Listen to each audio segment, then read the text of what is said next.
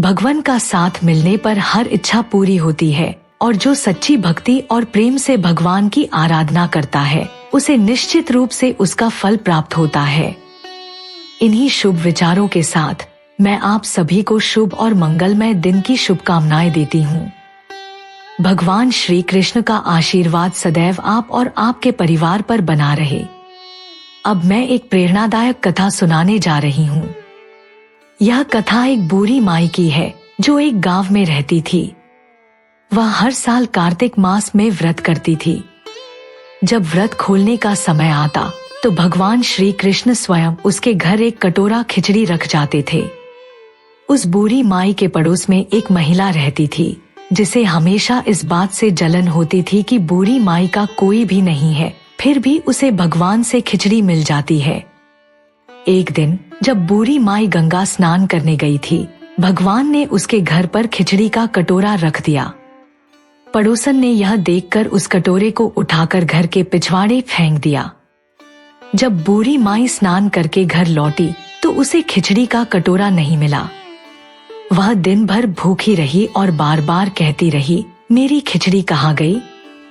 मेरा खिचड़ी का कटोरा कहाँ गया? बूढ़ी माई हर दिन भगवान कृष्ण को खिचड़ी का भोग लगाती थी और फिर खुद खाती थी। पर उस दिन जब खिचड़ी का कटोरा गायब हो गया, ना तो उन्होंने भोग लगाया ना ही खुद कुछ खाया। उधर पड़ोसन ने जहाँ खिचड़ी का कटोरा फेंका था वहाँ एक पौधा उगाया जिस पर 2 सुंदर फूल खिले। कुछ समय बाद उस राज्य का राजा उधर से गुजरा और उसने उन खूबसूरत फूलों को देखा। राजा ने वह फूल तोड़े और अपने महल ले आया, जहाँ उसने वे फूल रानी को दे दिए। जैसे ही रानी ने उन फूलों को सूंघा, वह गर्भवती हो गई और समय आने पर उसने 2 सुंदर पुत्रों को जन्म दिया। जब दोनों राजकुमार बड़े हुए तो उन्होंने किसी से बात नहीं की, पर जब वे शिकार पर जाते तो रास्ते में बूढ़ी माई उनसे मिलती, जो अब भी यही कहती थी, कहाँ गई मेरी खिचड़ी?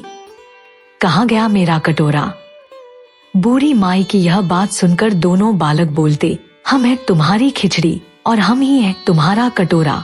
ऐसा हर बार होता जब वे शिकार पर जाते। बूढ़ी माई के सवाल पर वे दोनों हमेशा यही जवाब देते। एक दिन यह बात राजा के कानों तक पहुंची। उसे बड़ा आश्चर्य हुआ कि महल में जो दोनों राजकुमार किसी से बात नहीं करते, वे बूढ़ी माई से कैसे बात कर लेते हैं। राजा ने सच्चाई जानने का निश्चय किया और बूढ़ी माई को अपने महल में बुलवाया। जब बूढ़ी माई राजा के सामने आई तो राजा ने कहा, बूढ़ी माई, ये दोनों राजकुमार हमसे और महल के किसी भी व्यक्ति से बात नहीं करते, लेकिन हमने सुना है कि वे तुमसे बातें करते हैं। यह कैसे संभव है? बूढ़ी माई ने जवाब दिया, महाराज, मुझे भी नहीं पता कि ये दोनों मुझसे क्यों बोलते हैं। मैं तो बस कार्तिक मास का व्रत करती थी और मेरे कृष्ण जी हर दिन खिचड़ी का कटोरा भरकर भेजते थे। एक दिन जब मैं गंगा स्नान करके लौटी तो वह खिचड़ी का कटोरा गायब था। तब से मैं बस यही कहती रहती हूँ, कहाँ गई मेरी खिचड़ी और कहाँ गया मेरा खिचड़ी का कटोरा? तब राजकुमारों ने धीरे से कहा, तुम्हारी पड़ोसन ने वह खिचड़ी फेंक दी थी और उससे 2 फूल उगाए थे। राजा उन फूलों को तोड़कर महल में ले आए और रानी को दे दिए। जब रानी ने उन फूलों को सूंघा तो हम दोनों का जन्म हुआ। हमें भगवान श्री कृष्ण ने विशेष रूप से आपके लिए भेजा है। यह सुनकर राजा को सारा माजरा समझ में आ गया। उसने बूढ़ी माई को अपने महल में ही रहने का आदेश दिया और कहा, हे कार्तिक महाराज, जैसे आपने बूढ़ी माई की प्रार्थना सुनी, वैसे ही कार्तिक मास का व्रत करने वाले सभी भक्तों की सुनना। जो लोग स्नान और दीपदान नहीं कर पाए हैं, उनकी भी रक्षा करना और उनके दुखों को दूर करना। इसके बाद राजा ने सबको कार्तिक महाराज और भगवान श्री कृष्ण की जयकार करने के लिए कहा। फिर श्री सूत जी महाराज ऋषियों से बोले कि देवर्षि नारद जी कार्तिक मास की कथा सुनकर ब्रह्मा जी को प्रणाम करते हुए बोले, हे पितामह, कृपा करके कार्तिक मास के महात्म्य का विस्तार पूर्वक वर्णन कीजिए। नारद जी के इस विनम्र निवेदन पर ब्रह्मा जी ने कहा, हे पुत्र, तुम बहुत उदार हो और सभी प्राणियों का भला चाहते हो, इसलिए तुम ऐसे महत्वपूर्ण प्रश्न पूछ रहे हो जो मृत्यु लोक के निवासियों के कल्याण के लिए हैं। सुनो, अब मैं कार्तिक मास का और महात्म्य बताता हूँ। आज मैं तुम्हें एक ऐसी कथा सुनाता हूँ जिसके केवल सुनने और पढ़ने मात्र से ही समस्त पापों का नाश हो जाता है। अपनी बात को आगे बढ़ाते हुए श्री ब्रह्मा जी ने नारद मुनि से कहा, सुनो नारद, साधु संतों का सत्संग अत्यंत पवित्र और दुर्लभ होता है। यह संसारिक भय को दूर कर देता है और ज्ञानी एवं ध्यानमग्न साधकों को मोक्ष प्रदान करता है। जैसे गंगा जी पापों को धो देती है और सूर्य पापों को भस्म कर देता है, वैसे ही संतों का संग पाप, ताप और दीनता तीनों का नाश कर देता है। आधे क्षण का साधु समागम भी मोक्ष प्रदान करने वाला होता है। ब्रह्मा जी की इस बात को सुनकर सभी ऋषि मुनि ने कहा, हे सूत जी, अब कृपया आप कार्तिक मास के महात्म्य का इतिहास और प्रसंग सुनाने की कृपा करें। तब श्री सूत जी ने कहा, हे ऋषियों, सुनो। एक समय की बात है जब चंद्रबदनी और कमलनैनी श्री सत्यभामा ने मन में सोचा कि मैं कितनी भाग्यशाली हूँ कि मेरे पति स्वयं त्रिलोकीनाथ भगवान मधुसूदन हैं। वे 16,108 रानियों में सबसे अधिक मुझसे प्रेम करते हैं। जिस कल्पवृक्ष का ज्ञान पृथ्वी पर रहने वाले प्राणियों को नहीं है, वह स्वयं मेरे आंगन में लगा हुआ है। यह सोचकर एक दिन सत्यभामा ने भगवान श्री कृष्ण से कहा, हे प्रभु, मैं आपसे एक बात पूछना चाहती हूँ। मुझे आशा है कि आप मेरे हित में इसका उत्तर देंगे। सत्यभामा की बात सुनकर भगवान श्री कृष्ण ने उसका हाथ पकड़कर उसे कल्पवृक्ष के नीचे ले गए और बोले, हे सत्यभामा, मैं अपनी सभी रानियों में तुम्हें सबसे अधिक मानता हूँ। मैंने तुम्हारे स्नेह के वश में आकर इंद्र से विरोध करके यह कल्पवृक्ष स्वर्ग से लाकर तुम्हारे आंगन में लगाया है। तुम्हारे लिए मैं कोई भी चीज मना नहीं कर सकता और जो बात भी तुम्हें बतानी हो मैं बताऊंगा। इसलिए अगर तुम मुझसे कोई भी गुप्त से गुप्त बात पूछोगी तो मैं उसका उत्तर दूंगा। भगवान श्री कृष्ण की यह बात सुनकर सत्यभामा भाव विभोर हो गई और बोली, हे स्वामी, यदि आप मुझसे इतने प्रसन्न हैं, तो कृपया मुझे यह भी बताइए कि मैंने पूर्व जन्म में ऐसा कौन सा शुभ कार्य किया था जिससे मुझे आपकी अर्धांगिनी बनने का सौभाग्य प्राप्त हुआ। साथ ही मुझे आपके साथ गरुड़ पर बैठकर ब्रह्मलोक और इंद्रलोक में आने जाने का सुअवसर कैसे मिला। हे नाथ, कृपया बताइए कि मैं पूर्व जन्म में कौन थी और किसकी कन्या थी। सत्यभामा की बात सुनकर भगवान श्री कृष्ण मुस्कुराए और बोले, हे सत्यभामा, मैं तुम्हें समस्त वृतांत विस्तार से सुनाता हूँ, तुम एकाग्रचित होकर सुनो। सतयुग के अंत में मायापुर नगर के अत्रिकुल में एक ब्राह्मण देव शर्मा रहते थे। वे चारों वेदों, 6 शास्त्रों और 18 पुराणों के ज्ञाता थे और भगवान सूर्य नारायण के अनन्य भक्त थे। उनका जीवन अतिथियों की सेवा में समर्पित था, लेकिन उनकी कोई संतान नहीं थी। वृद्धावस्था में उन्हें एक कन्या का जन्म हुआ जिसका नाम उन्होंने गुणवती रखा। जब गुणवती बड़ी हुई तो देव शर्मा ने अपने शिष्य चंद्र प्रकाश से उसका विवाह कर दिया। चंद्र प्रकाश अपने ससुर की पिता के समान सेवा करता था। एक दिन देव शर्मा अपने दामाद चंद्र प्रकाश के साथ वन में लकड़ी काटने गए। वहां उन्होंने एक भयानक राक्षस को देखा। उसे देखकर उनके हाथ पैर कांपने लगे और भागने में असमर्थ होकर वे दोनों राक्षस के हाथों मारे गए। परंतु देव शर्मा की सूर्य भक्ति और उनकी क्षेत्रीय तपस्या के प्रभाव से वे दोनों मेरे बैकुंठ धाम में आ गए। जैसे बारिश का जल सभी नदियों के माध्यम से समुद्र में समाहित हो जाता है, उसी प्रकार जो भी श्री गणेश, शिवजी, सूर्य देव या श्रीहरि की भक्ति और उपासना करता है, वह अंततः हमें ही प्राप्त होता है।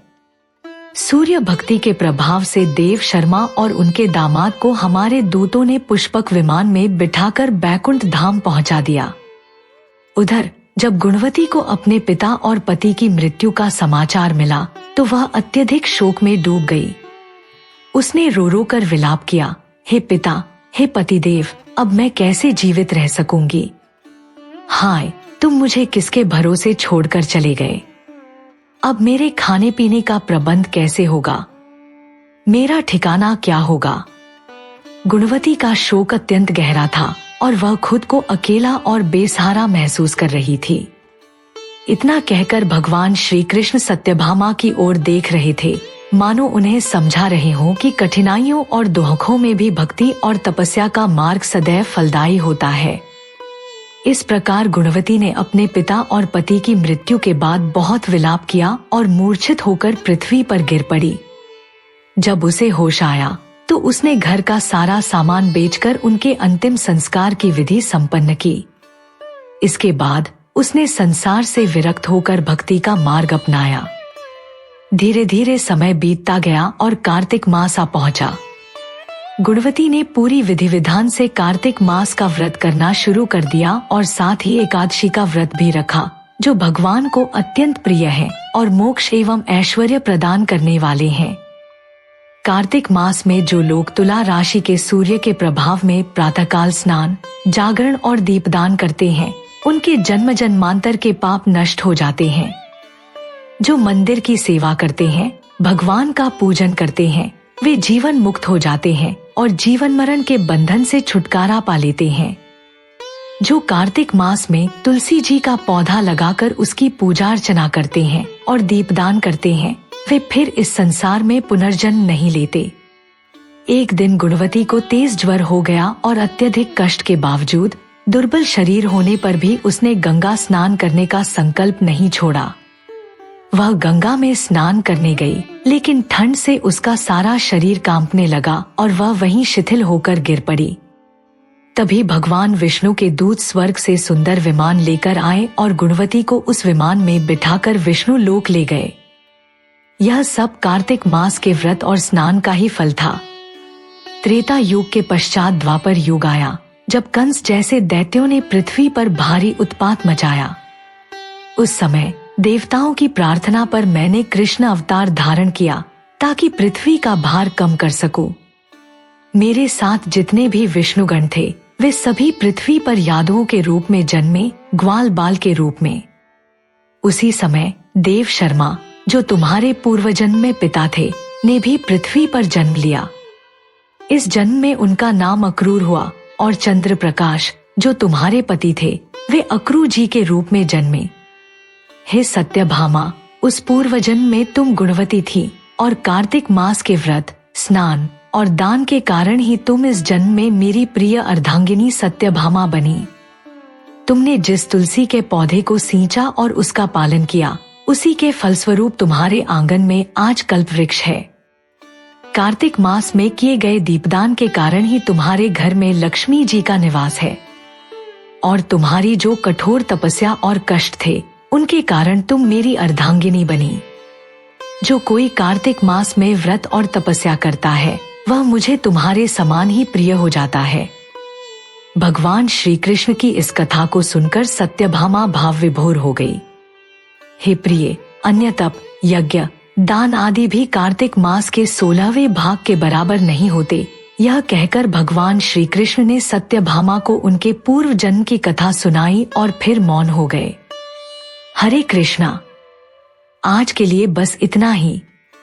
अब आप सुनिए तुलसी चालीसा का पाठ और तुलसी माता की आरती।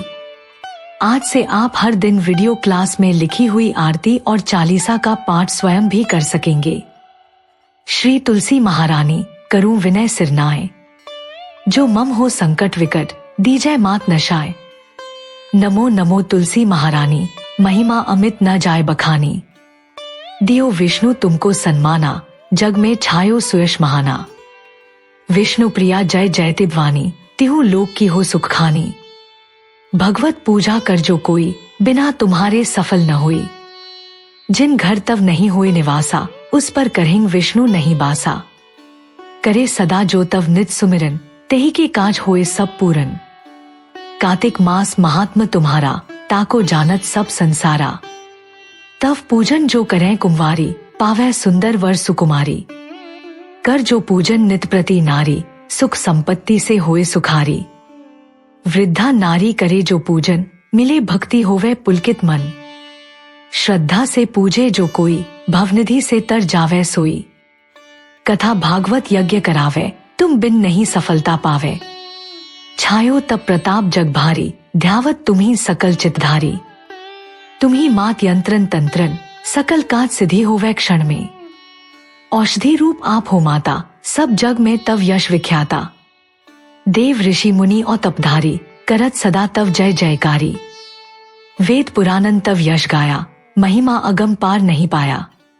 नमो नमो जय जय सुखकारनी, नमो नमो जय दुख निवारनी। नमो नमो सुख संपत्ति देनी, नमो नमो अग काटन छेनी। नमो नमो भक्तन दुहक हरनी, नमो नमो दुष्टन मत झेनी।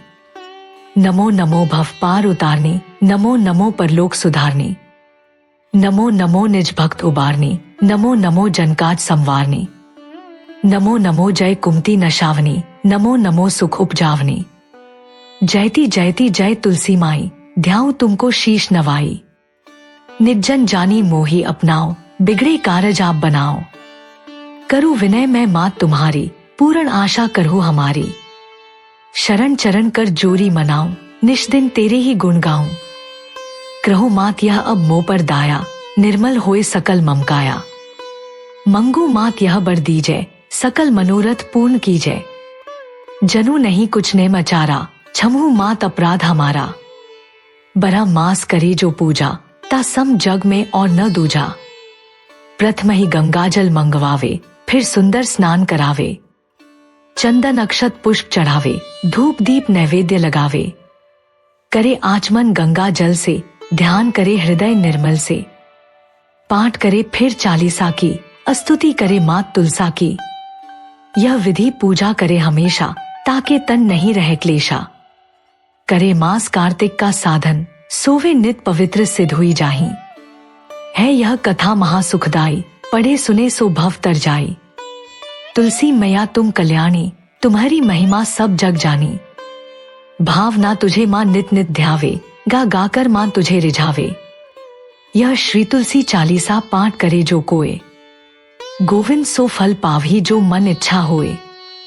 तुलसी माता जी की आरती, जय जय तुलसी माता, मैया जय तुलसी माता। सब जग की सुखदाता, सबकी वर माता। मैया जय तुलसी माता, सब योगों से ऊपर, सब रोगों से ऊपर। रज से रक्ष करके, सबकी भवत्राता। मैया जय तुलसी माता, बटु पुत्री है श्यामा, सूर बल्ली है ग्राम्या। विष्णु प्रिय जो नर तुमको सेवे, सो नर तर जाता। मैया जय तुलसी माता, हरि के शीश विराजत, त्रिभुवन से हो वंदित। पतित जनों की तारिणी, तुम हो विख्याता।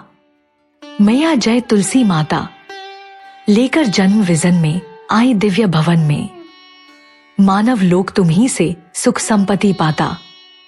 मैया जय तुलसी माता, हरि को तुम अति प्यारी, श्याम वर्ण सुकुमारी। प्रेम अजब है उनका, तुमसे कैसा नाता। हमारी विपद हरो तुम, कृपा करो माता। मैया जय तुलसी माता, जय जय तुलसी माता, मैया जय तुलसी माता। सब जग की सुखदाता, सबकी वर माता। मैया जय तुलसी माता,